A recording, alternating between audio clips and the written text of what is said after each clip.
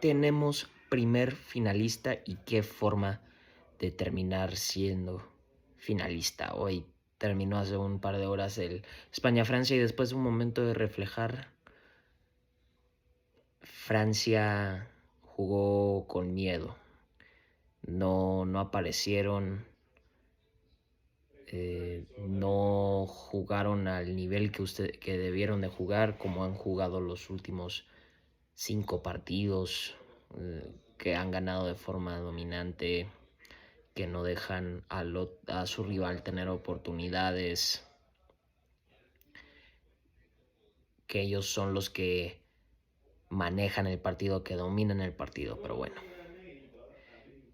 pues como les dije, salió muy flojo Francia y al minuto 21 Lucas Digne, la única hasta ese momento que Lamine le gana, él con una cantidad de confianza estaba a punto de reventar el balón. Lamine Yamal ve esto y de forma muy inteligente se cruza, cabecea y Digne le mete un buen patadazo a Lamine y penal clarísimo al tamaño del estadio, quejándose ahí. Creo que Upamecano ahí se estaba quejando de una mano, pero no, le pega en el hombro, tiene los hombros así, pero bueno, y va Mikel Oyarzabal a cobrar el penal. Mike Mañán le adivina el penal, pero al final no es suficiente y al minuto 22 merecidamente España, que había empezado muchísimo mejor que Francia, le da la ventaja a su selección.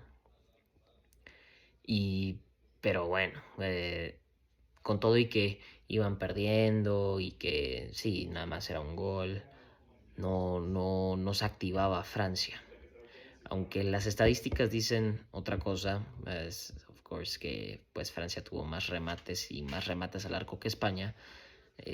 Ya esto fue como en los últimos como 20-25 minutos que finalmente empezaron a hacer algo. Pero al final del día España ampliamente dominó este partido. Como les dije, casi un 2-0 para España, un errorzazo en la salida, pero Upamecano llega a tiempo para terminar bloqueando el centro que iba hacia Oyarzábal de milagro. No terminó entrando ese balón, muy buena recuperación de Upamecano. Y una cantidad de fueras de lugar de Francia.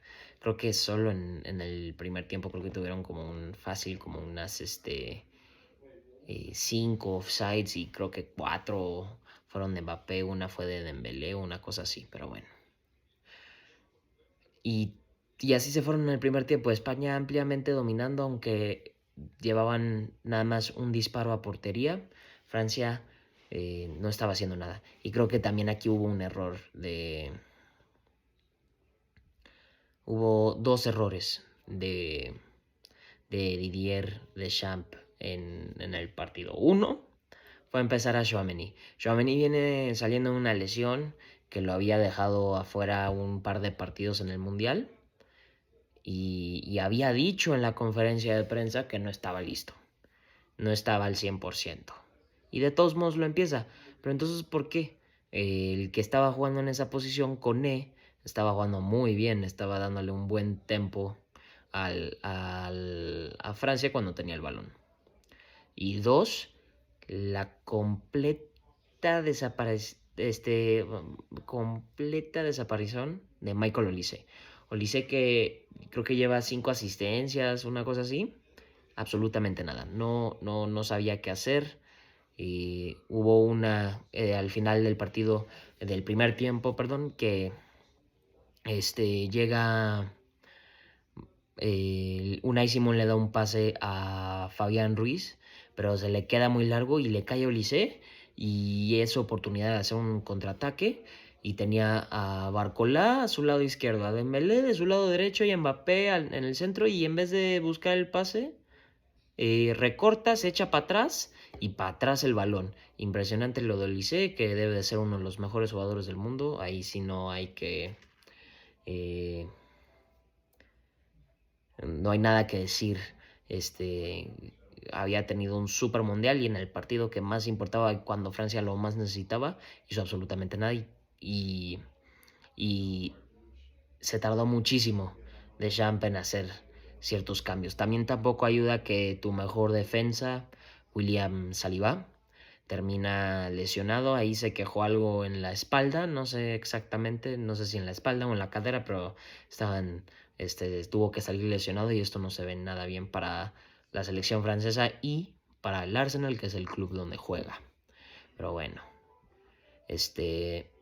y como les dije, se tardó una eternidad, hacer los cambios de Champ, especialmente los cambios que debieron de hacer, la diferencia. Si ves que Olise no está rindiendo, entonces sácalo al minuto 60, 55 y metes a Ryan Cherky. Se tardó hasta el minuto 71 para meter a Ryan Cherky. Y cuando entró Ryan Cherky, se ve la diferencia de cómo jugó Francia. Cherky que empujaba el balón hacia el frente, daba oportunidades. Bueno, ya después al principio del segundo tiempo, de todos modos, con todo y que iban perdiendo, no hacía nada.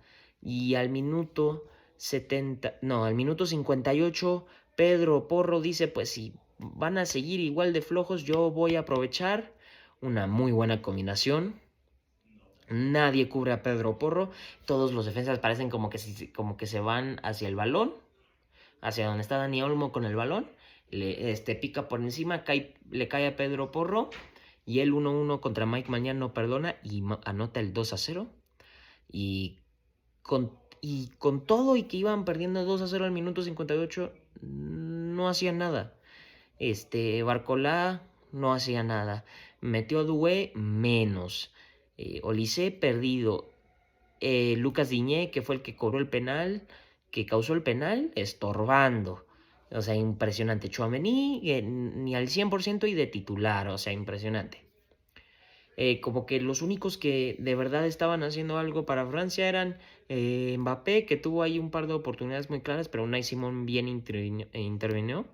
Cherki cuando entró creó un buen de jugadas y finalmente Ousmane Dembélé, no todo el partido, pero hizo todo lo que pudo, especialmente cuando tienes a uno de los mejores laterales izquierdos del mundo, en Marco Cucurella. Y se terminó así, 2-0. Al final Francia sí tuvo un par de oportunidades, pero nada concreto. Se tardaron demasiado para despertarse, para meterse al partido. Y eso les causó. Les costó mucho y lo que les costó fue una final. Su tercera final en los últimos 3 años. Bueno, 3 mundiales. Que ellos fueron campeones en 2018, subcampeones en 2022 y ahora no están en la final por primera vez desde 2014.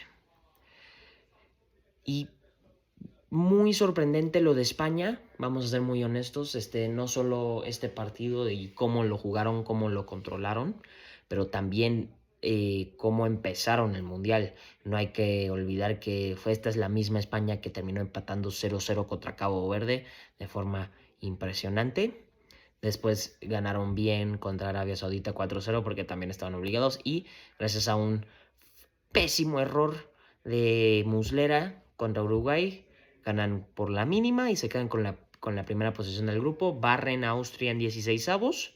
Después, en el último minuto, le ganan a Portugal y después, en el último minuto, le ganan a Bélgica. Entonces, es una España muy inconsistente, especialmente de cómo están ganando estos partidos. Y Francia, la selección que llevaba jugando yo creo que la mejor selección en términos de cómo estaban jugando este mundial, ganaban bien, controlaban el balón, goleaban, gustaban, todos estaban jugando bien, los laterales, los centrales, los pivotes, el 10, Mbappé, los extremos y la banca, de los que entraban en la banca también muy bien.